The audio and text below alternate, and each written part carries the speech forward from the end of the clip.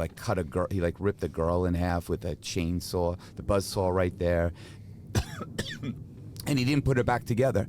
He left her bleeding, and he would have, excuse me, the audience come up and look at this. His daughter actually just sitting there, like appearing like she's dead, just like a massacre took place. And I was just like, wow, that is not like the family magic show that we expect to see.